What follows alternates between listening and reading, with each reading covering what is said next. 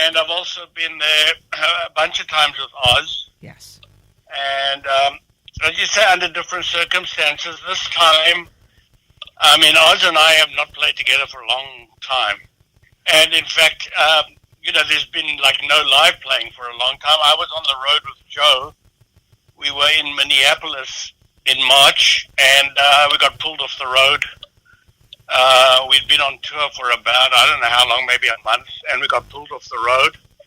And I've been home ever since. This is the first time I'm going out and playing, since the pandemic. I haven't really, unfortunately, I'm missing, Joe's doing a project in Nashville, and all of the bands live in Nashville, but it would have meant me flying down there and staying in a hotel for a month and flying back and quarantining and all that stuff, and it just seemed not really possible at the time when I had to make the decision. So I'm missing out on that, so I'll be up at the Falcon instead. Yes, well, we look forward to having you, that's for sure. Yeah. And I'm guessing since it'll be your first time in front of a somewhat smaller audience than what you're typically used to, but it'll be nice to play in front of live people, I'm sure. Well, yeah, it'll be great. Yeah. It'll be great. It's a little, it's strange all of a sudden playing out of nowhere.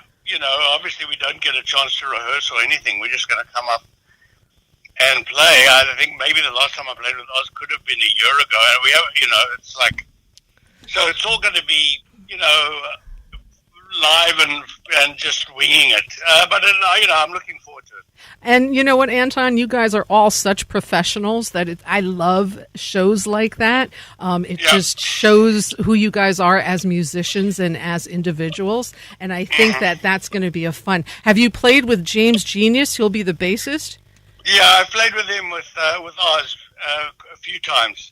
He's phenomenal. Yeah, I heard him obviously with playing with Herbie Hancock and on Saturday Night Live, and I've played with him in the New York scene for a long time, but not that many times. But he's just unbelievable bass player. Yeah, oh, that's great. And the three of you together are gonna, it's gonna be a fun night.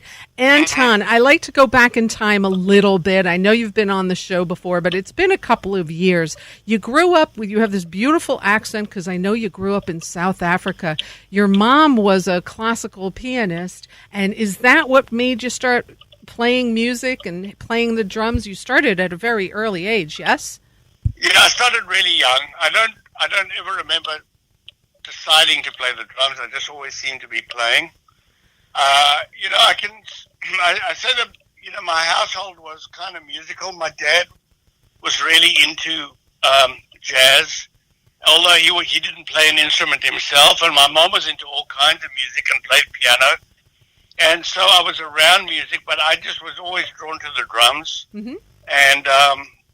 And they kind of encouraged it. And they, as I got a little older, my grandfather bought me a snare drum and a bass drum, and kind of every year added to that. And when I was in bands, my dad kind of helped drive us around to the gigs. Oh, nice. I'm talking like when I was like 9 and 10 and 11, wow. And so it was like it was all encouraged. So I grew up in a good situation to do it. Yeah, you sure did. And then what did you say, Mom and Dad, I want to go to Boston and go to school there?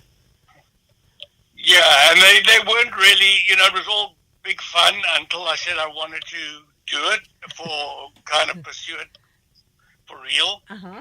But then to their, and I don't quite know how they did it. I was young. I was 17, and I said I got accepted to New England Conservatory in Boston. They said I could go to America. I said I want to go to America, and because I felt like all the great players were here.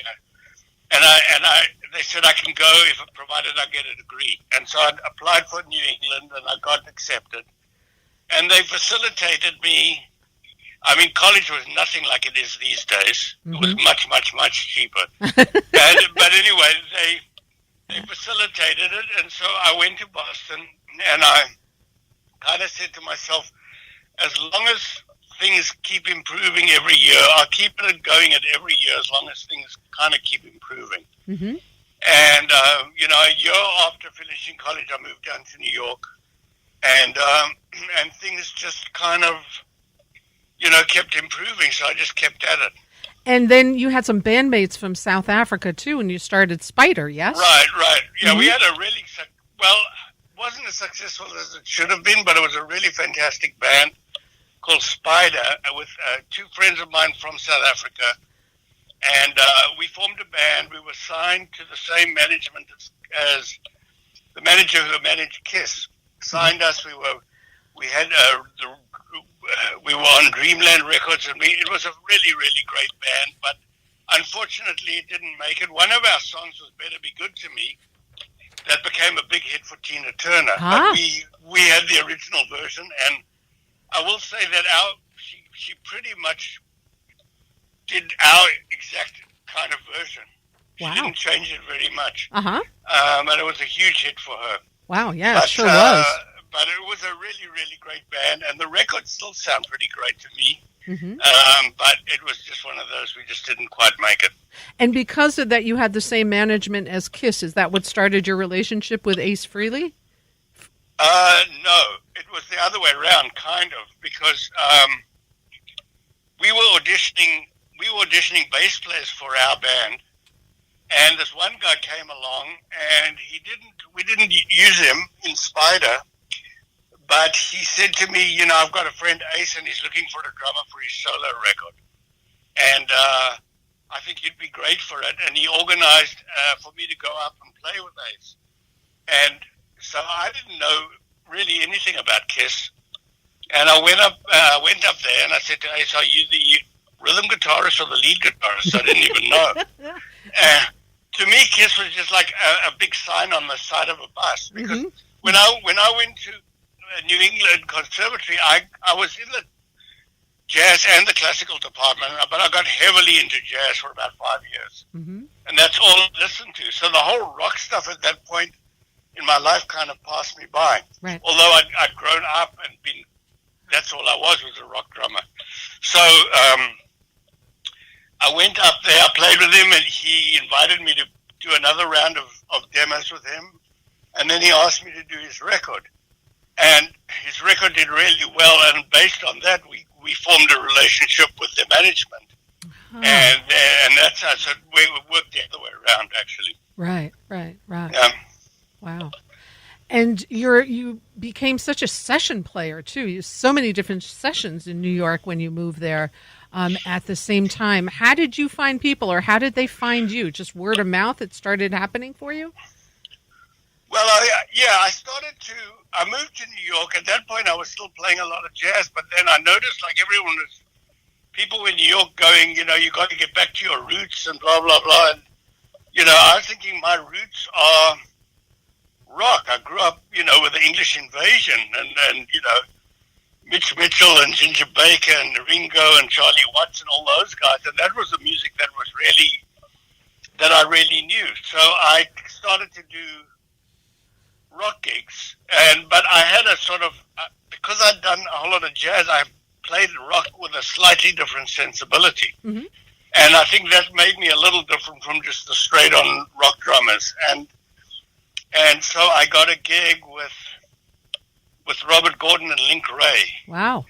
I started in a band called Topaz, and then their drummer left, and I somehow got a gig with Robert and Link Ray, and then that manager was producing Joan Armatrading, and so I did the Me, Myself, I record with Joan Armatrading, and then I started to do sessions till I ended up doing a Jagger solo record and a few cuts on Dylan's record and just a bunch of Cyndi Lauper's record. I just ended up doing a bunch of sessions, and it kind of, I was able to get into the style of like different styles. Right. I was able to kind of play them with some degree of authenticity, even though I wasn't completely at the nth degree of any one style. Mm-hmm. Mm-hmm. Yeah, that makes sense.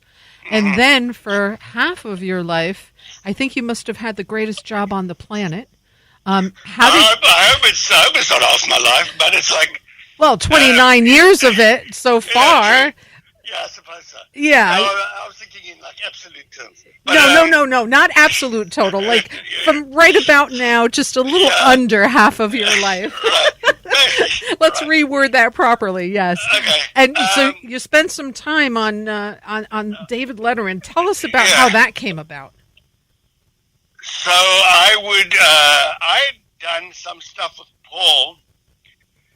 He was on, I think he was on, Paul and Will and Hiram played on Joan Armatrading's record as well on a couple of cuts. And then towards, like much later, in like 85, I played with Paul on Paul Butterfield's last record. And you know, I would see him around, and I would say to him, give me a chance to sub on the show. And, you know, because when Steve Jordan couldn't do it, they would have other people subbing. Mm-hmm. And it just never happened. And then one day, I just sort of gave up that they were going to ask me. And then one day I heard sort of along the grapevine, they're kind of checking you out. And they showed up at a Robert Gordon gig, because I had played with Robert on and off for many, many years. And they came to check me out, and they asked me they said, Steve can't do it for a week. Can you sub for a week? And so I did a rehearsal with them, and they said, actually, it's 2 weeks. So they booked me for 2 weeks. And then a couple weeks later, they said, you know, it looks like Steve's leaving the show. We really like the way you substituted. If you want it, the gig's yours. Wow. And so I said, well, I have to think about it. Actually, I didn't say that. I said, great. And so that was like a life changer, you know. Sure. It was just like, wow, this is just crazy. And so I had a long tenure on that, and I got to play in a great, you know, fantastic band and back up like so many unbelievable people. Yes, you did. And you know what? Like for a while when I first got it, I was going, why me? There's so many fantastic drummers. How come they got me and I can't do it and blah, blah, blah. This was sort of my internal thoughts. But then after a while, I kind of said, you know, one of the reasons was I had played so many different styles of music. I had a big repertoire. And Paul said that I knew it, like all the songs that he knew. And I kind of played what I was saying before, fairly authentically in a lot of different, from like hard rock to sort of like jazzy stuff, mm-hmm. you know, to all different kinds of music. So it was actually a perfect job for me. And I think in retrospect, it was it was certainly a matter of luck, but it was also kind of meant to be. Yes. Sure. Yeah, absolutely. You know? And that's evident just because of how long you were there. And your diversity as a drummer is exactly, it played perfectly into all the people that you backed up. And I've asked you this before, and I just, you know, and everybody asks you this. I've listened to other interviews of yours, but because it's 29 years of your life, I mean, anybody ever watched Letterman, I mean, just unbelievable list of people there. One of the highlights, tell me about one of the highlights of the show with whom you played with, or name a few, like a handful. Well, you know, to play with the really great guys and see that they were still really great and how great they were. It wasn't like we played with some of these guys and they used to be good. They still were like really fantastic, and you could see why they were so great. And you know, I'm talking like James Brown, and we played with Springsteen one time. We played with Tony Bennett. We played with Miles Davis, and you know, to me that was like that was just the pinnacle of, you know, of who I could play with, because I was such an avid Miles fan, and because he was so responsible for changing music, you know, maybe 5 times or something, you know, in the course of his career. Right. So it really was just just an otherworldly experience. And I remember being up there. I mean, at first when I got there, they had a drum machine. I wasn't even sure I was going to play. Paul said, look, we don't know what's going to happen. just come to rehearsal. We don't know what's going to happen. So there was a drum machine. And then I started to play with them, and I was had sticks. I was playing with sticks, and they said, okay, no, try playing with brushes. Play with brushes. I played with brushes. I'm thinking to myself, well, the next thing that's going to happen is going to tell me not to play. So it was like, and so then I said to Miles, what do you hear me playing in this thing? And he sort of came up to me and just kind of like grunted, and roo, roo, roo, roo, something like that. But I just kind of knew what he meant. And so it turned out that it was like a 3/4 ballad, and somewhere in the middle, he put his hand down and we went into this like really soft kind of funky thing. And then he put his hand down again and we went back into the 3/4 ballad. And I sort of said to myself, this is no time to be nervous. This is like I've spent my whole life wanting to play with him. I got to just enjoy it. And I felt like, like being in the middle of the eye of the hurricane where it's like totally still and everything is swirling around you. And the song was a very like controlled, quiet song. But somehow just by virtue of Miles Davis being there, he made us sound kind of like a Miles band for that 3 minutes. Wow. And then afterwards, it was the four of us in the band, plus Marcus Miller and David Sanborn. Wow. And then afterwards, I said to Marcus, I didn't meet Miles properly. I'd really like to meet him. And so he took me back to the dressing room and he spoke to me. I showed him a picture of my son who had just been born, and he asked me where I was from, and then he said to me, well, you got a good feel for them drums. Nice. And I went, oh God, to get that from Miles Davis is just like that. So I said to myself, I better get out of the room before he says, before he qualifies it. Yeah. But anyway, it was just an incredible affirmation and building block. And so if I ever run into some kind of obstacle, I always go, well, Miles said it was, right. It was a good feel. And so that's just kind of stayed with me forever. Did you stop getting nervous playing with people after you played with him? No, it just depends on the situation. Normally, if things are,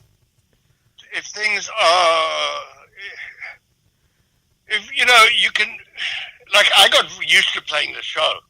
Right. Then when I started to play with Joe, it was a whole different story. We were playing like bigger theaters, and we were playing, so then you get used to that. Then after a while, that's like nothing.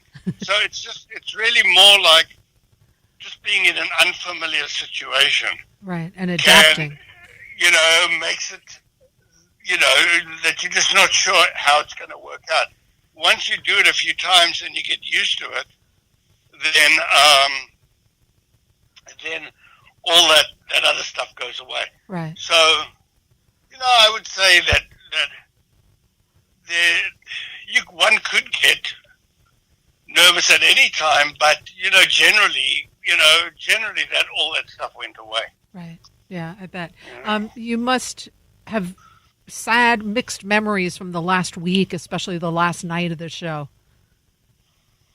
It was just surreal. I mean, Letterman called us into his room, his dressing room, about a year before it ended, and he said, I'm going to be stopping the show in about a year.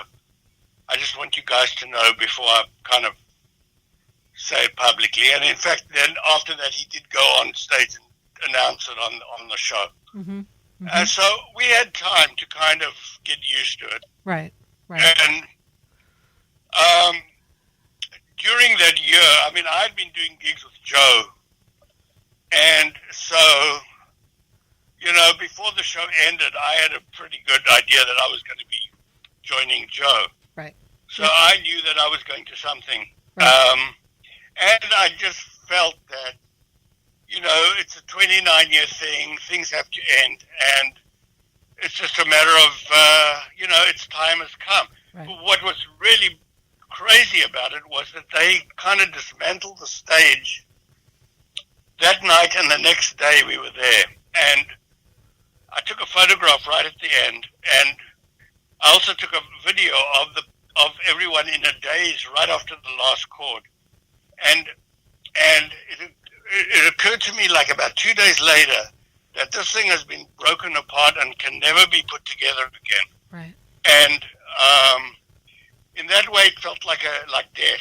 Yeah. Not death in a bad way, but just that this thing did not exist anymore and never would exist again. Right. Right. And so that was kind of. But in terms of accepting it that it was done, that was no problem. Right. You know what I mean? It was just like, that's the way it is, and time to move on. Right, and you had some time. Anton, I think you had the best seat in the house in the Ed Sullivan Theater, because the drum set seemed to be all the way up high. Yeah, I could see his house from where I was. But it was like... Yeah, it's great. It's great. Well, those days, and I have a couple of videos on that I saw on YouTube. So when you and I are done talking, I'm going to play you playing with James Brown, and I've got the one with Miles Davis as well. So, great. Yeah, going to play that, and then let's talk about Figments. This was your release. This is your solo work, 2002. Right. Talk about this. Well, it's the record. I mean, it's an older record now. But it still sounds really great to me. It doesn't sound dated at all. Nope. Not at all. At the time when it came out, people weren't really selling on the internet and that yet. So I was just a little ahead of my time. And people also didn't do as many compilation records, guests and that as now. So that was also a little ahead of its time, because I've got Brian Wilson on it. I've got Richie Havens on it. Ivan Neville. Blondie, Chaplin, Chip Taylor. I've got a whole bunch of people on the record. And Oz Noy. And Oz is on it. Ace is on it. Yep. And so the songs are kind of different. They're not all, what unifies it is my production and me playing drums on everything. And I did write and co-wrote a bunch of the songs. And I'm still really proud and really happy with the record, and I would love more people to hear it. Mm-hmm. You can get it on my website or, iTunes. So it's available. Right. All that way. AntonFig.com, and I'll mention that a couple of times before all this music is going to be played and over. We started listening to a little bit of the first track on Figments and with Home, and that was written with Blondie, right? Chaplin? That was with Blondie. It's me, Blondie, and Bagidi Kumalo, who's the bass player. He's from South Africa. He played with Paul Simon for many, many, many years, starting with the Graceland album, and I think he played with him right till the end. Wow. So, I've got all these different combinations of people on the record. And, all the different styles in that is because that's just like all kinds of music. Right, which is great. To me, a record doesn't have to be one way or another. Right. Right. And because all music, there's so much good in each genre of music. It's too limiting, right? Otherwise, it's just so nice. I think the largest, you tell me, the largest crowd you've ever played in front of must have been Live Aid, yes? We played, the Letterman Band played for the closing of the Olympic Games in Atlanta. Wow. And I think with the TV audience, that was like 5 billion. Whoa! But something like that. Yeah. But the live, and the Letterman would go out to 3-4 million a night, I think. Right. But as far as like a live show, that must have been Live Aid, which is about 120,000. Wow. Yeah. I've played the Garden many times, and that to me feels like a small room. It just feels like a small, intimate room. Uh-huh.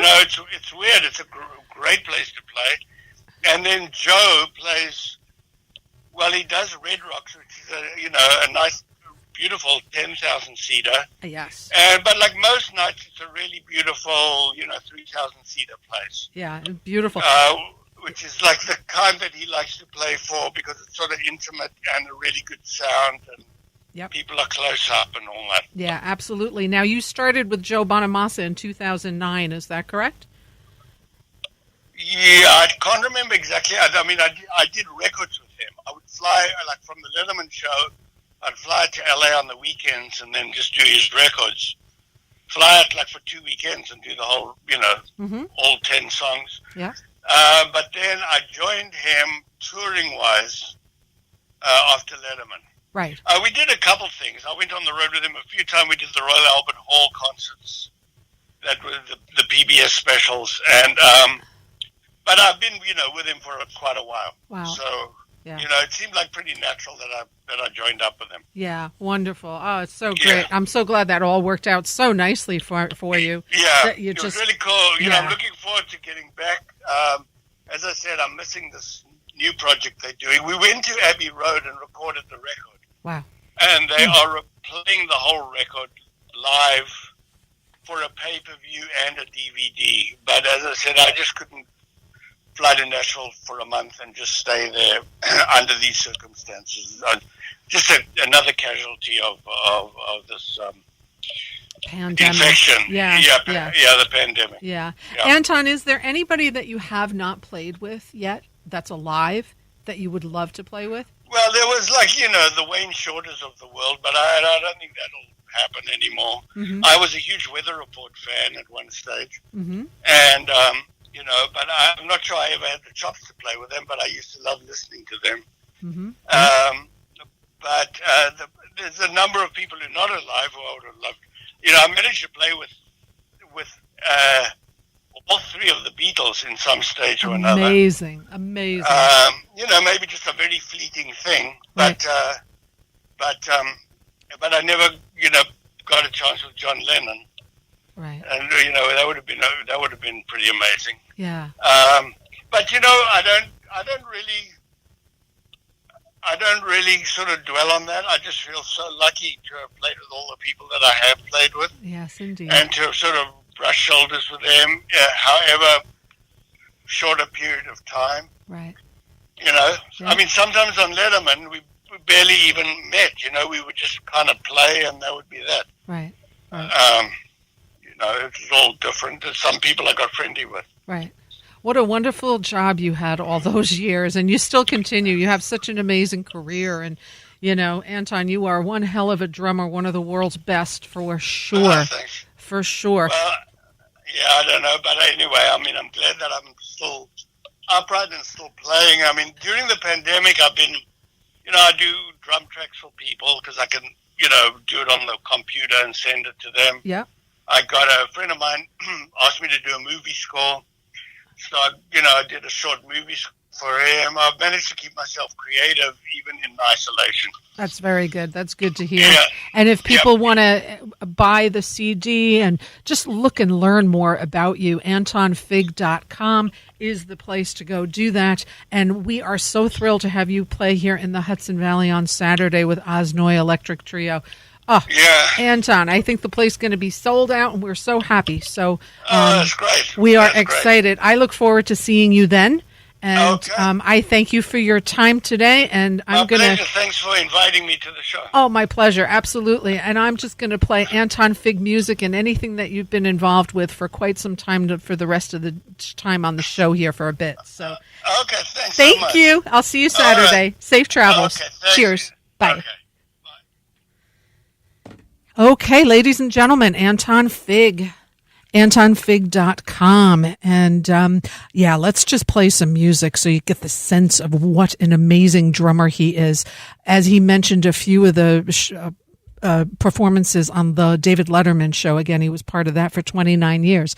One of them was with James Brown. And, YouTube is a wonderful thing when you can look up some of these things. So here is James Brown playing with the CBS Orchestra with, of course, Anton Fig on drums. Let's take a listen to this right now.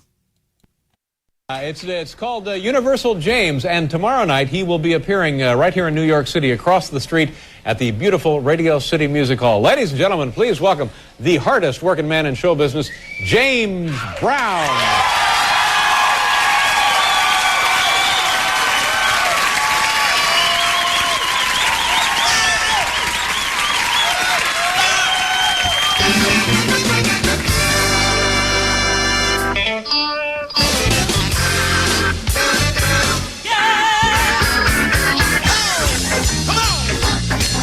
Come on!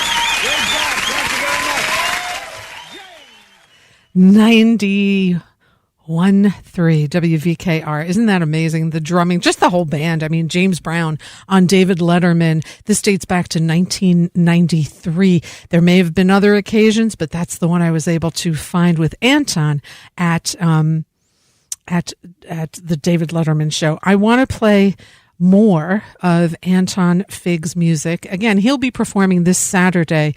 You have to make a reservation. You have to have dinner. It's kind of like a dinner show, but way more than that, with Osnoy Trio, world-class musicians. So now what I have is a YouTube clip of Miles Davis on David Letterman, December 11th, 1987. So the strange thing about this is that we're going to hear Christmas music, and it's August. It's the only clip I could find of Miles on Letterman.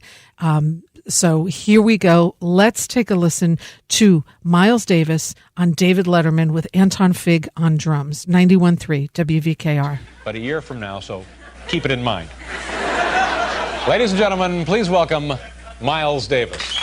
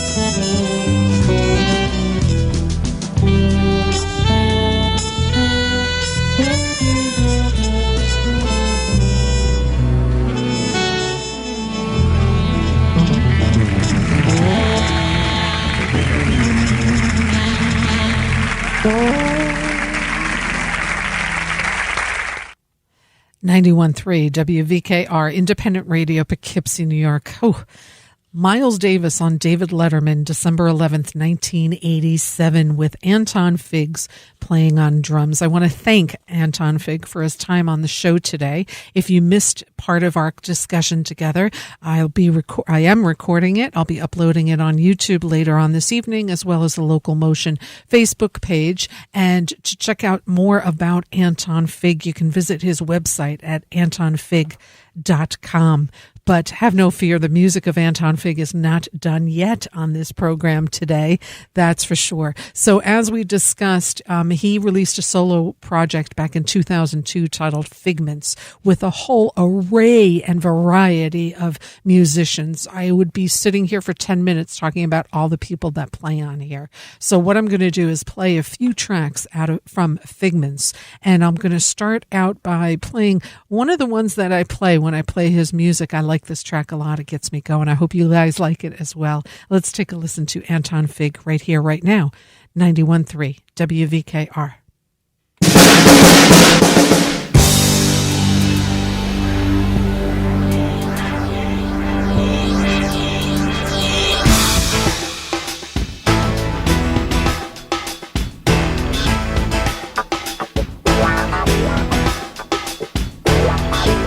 Can't face the music, can't face my friends, can't face to lose it, can't face myself. And I don't wanna try to talk through the reasons that we already talked through.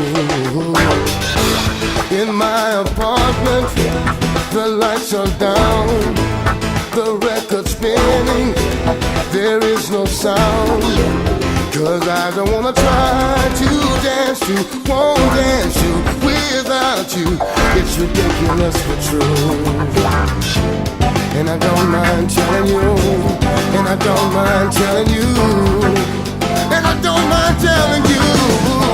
Turning me inside out, turning me inside out, telling you every day without you.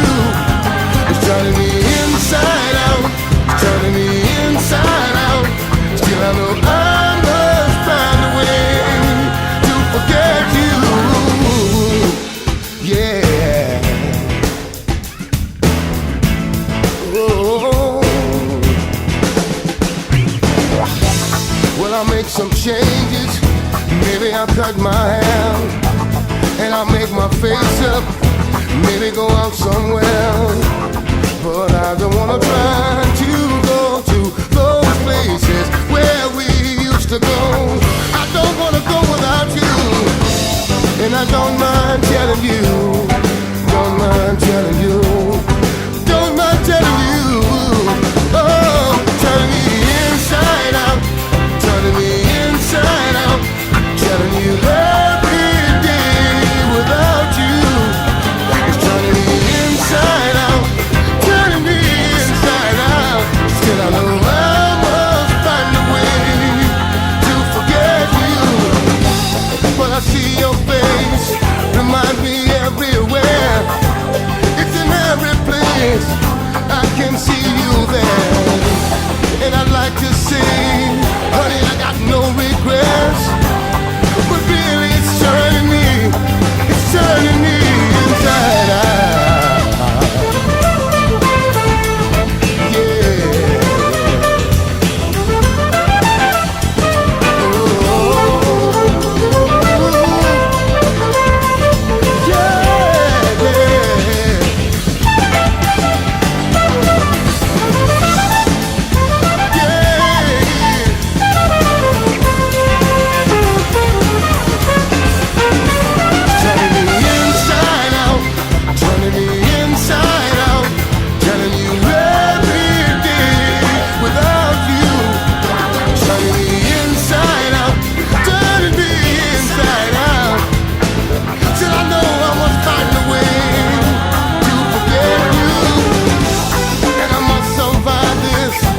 Yes, I will win.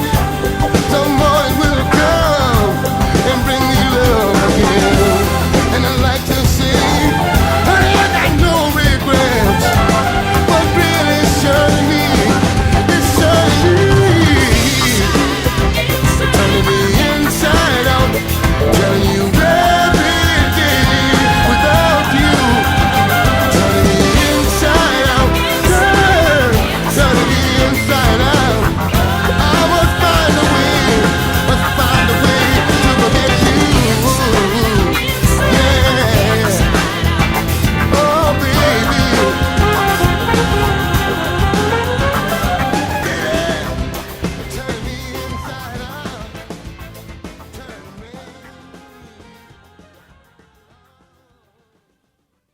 The track is called Inside Out. The release, Figments by Anton Fig, released back in 2002, available at antonfig.com or wherever else you can buy your music. This is an amazing release with so many great people. Inside Out features Ivan Neville on vocals, Randy Brecker flugelhorn, Adam Holtzman on keyboards, Will Lee on bass, who also played with Anton for all those years on David Letterman, Joe Caro on guitar, and the amazing Catherine Russell on background vocals. Whew. And yes, there's a whole bunch of tracks that feature such amazing musicians. So what we're going to do is keep playing some more of this great release by Anton Fig and getting you in the mood for maybe seeing him Saturday. If you are going to go see him at the Falcon, you do need to make dinner reservations. It's for the restaurant at the Falcon in Marlborough. You can call them. You can make reservations online at liveatthefalcon.com. And that's how you may get to see Anton Fig this Saturday, along with the Oz Noy Trio. Electric. They're going to... world-class musicians. You can look up more info at Live at the Falcon about this particular show. In the meantime, will let you know that it's 4:59. You are tuned into LocalMotion on 91.3 WVKR. I'm your host, Rita Ryan, here with you until 6 o'clock tonight, and we're going to keep playing some more Anton Fig music because that's the kind of mood I'm in today. And I again thank Anton for his time on the show today. Let's take a listen to another track from Figments, 91.3 WVKR, Independent Radio, Poughkeepsie. When I talk to you of all the things I want to tell you,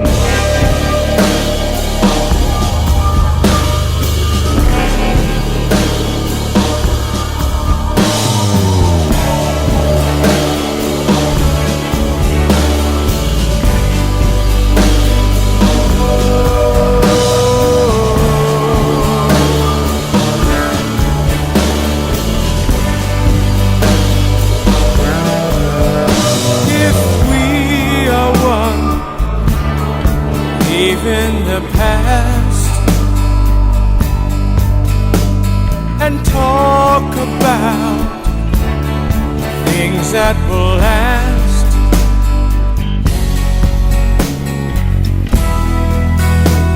Can I tell you of love and hope? With your air I breathe, utopia. With your skin I touch, utopia. When my heart is on fire, when my mind is clear, I want to be there.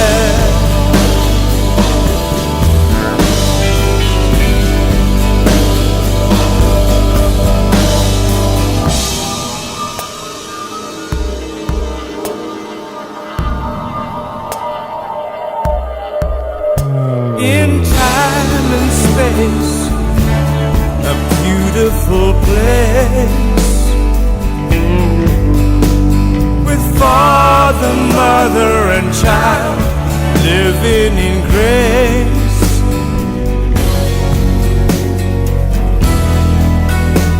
For the future, a time to heal. With your eyes I see utopia. With your love I feel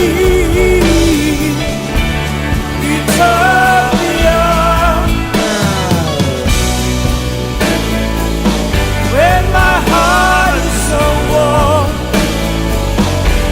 I have no fear. I want to be there.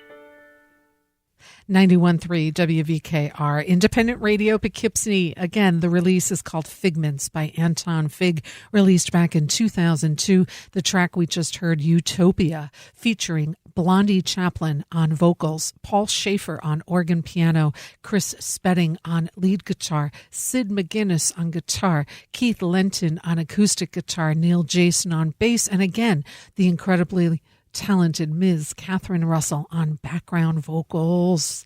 Wonderful having Anton on the show. Thank you again for the time of being here. I'll be uploading the interview with Anton later on this evening on YouTube, as well as the LocalMotion Facebook page. So we're going to play more Anton at the end of the show because we have another hour here. And in the meantime, what I'm going to do is play some more music here from the Hudson Valley. And there's this great festival happening this weekend online called The Hoot. And they have The Hoot twice a year, summer and winter, always held at the beautiful Ashokan Center up in Olive Bridge, right outside of Woodstock on Route 28. Of course, this year things are a little different, so there is no in-person Hoot, but there is an online Hoot hoot, and it's really presenting an amazing array of talent. One of the talented people that will be on the show will be Ms. Simi Stone. Let's take a listen to her right here, right now on 91.3 WVKR.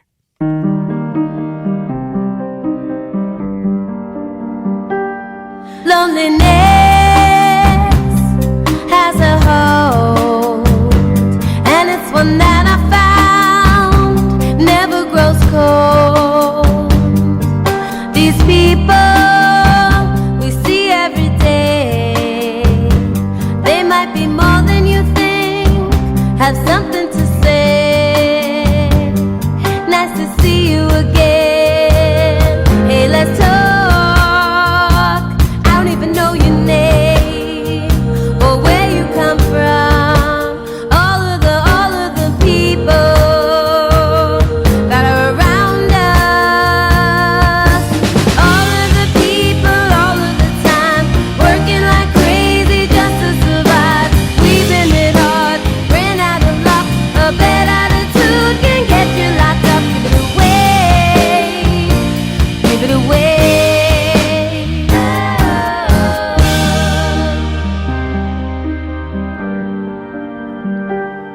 When the future just doesn't seem bright, you gotta lay low and get through the night. 'Cause there will be sunshine and there will be stars. We got a long way to go, but this time is ours. Nice to see you again. Hey, let's talk. Know your name or where you come from. All of the people that are around us. All of the people, all of the time, they're working like crazy just to survive. We've been hit hard, ran out of luck. A bad attitude can get you locked up. Give it away, just give it away.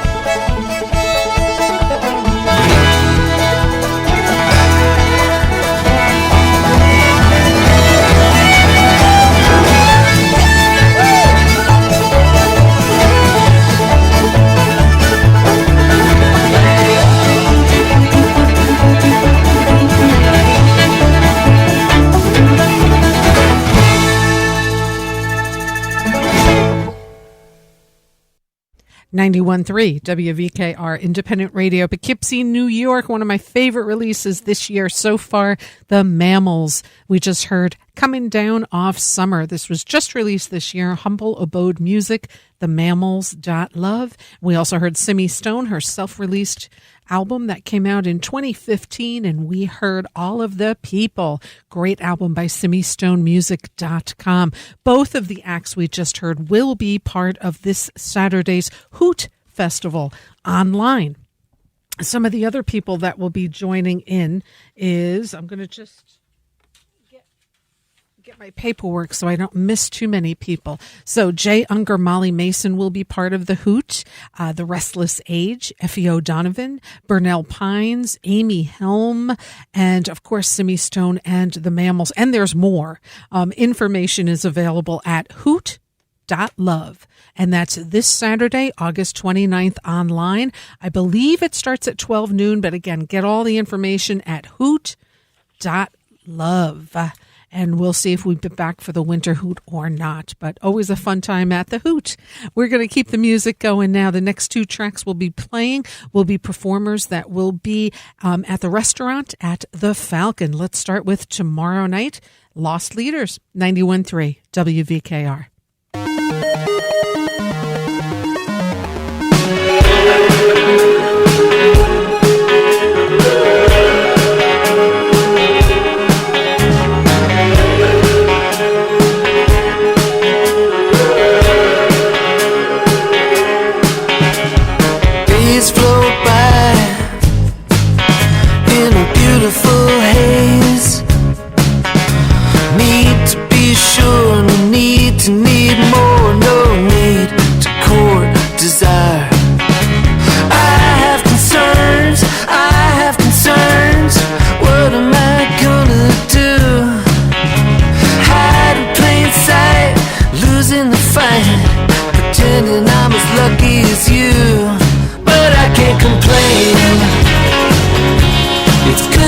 Like everybody, I'm hiding just the same.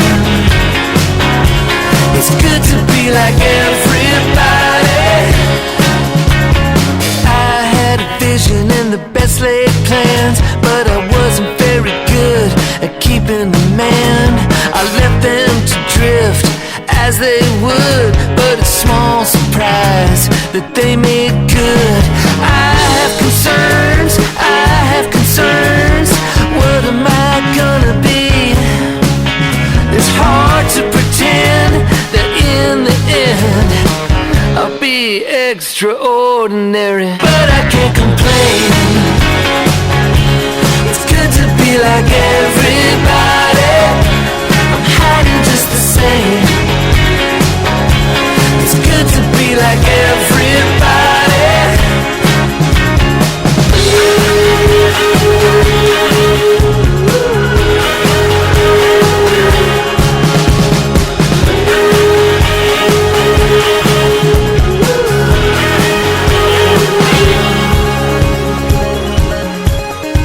So little I want and so much time.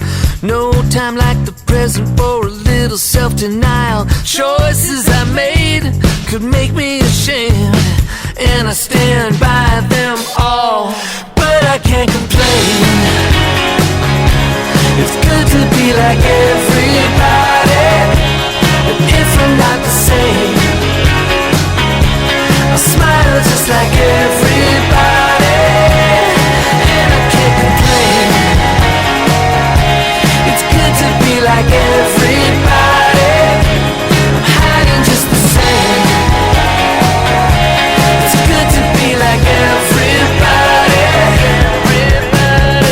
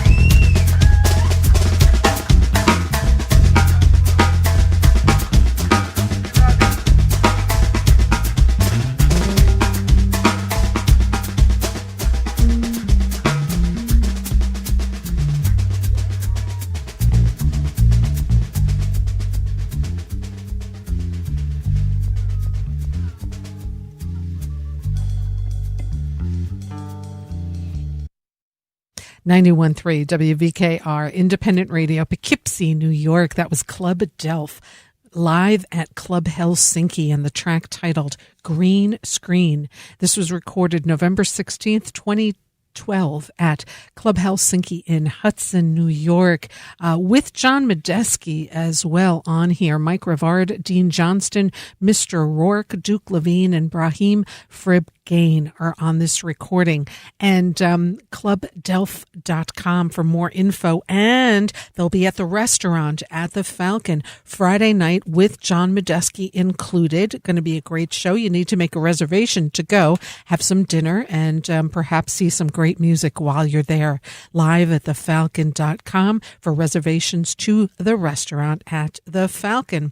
Also going to be there tomorrow night, Lost Leaders, Promises, their latest release. We heard Extraordinary, or Extraordinary, depending on how you want to pronounce it, but I believe on this release it's supposed to be Extraordinary. Produced by the one and only David Barron. This was released in 2019.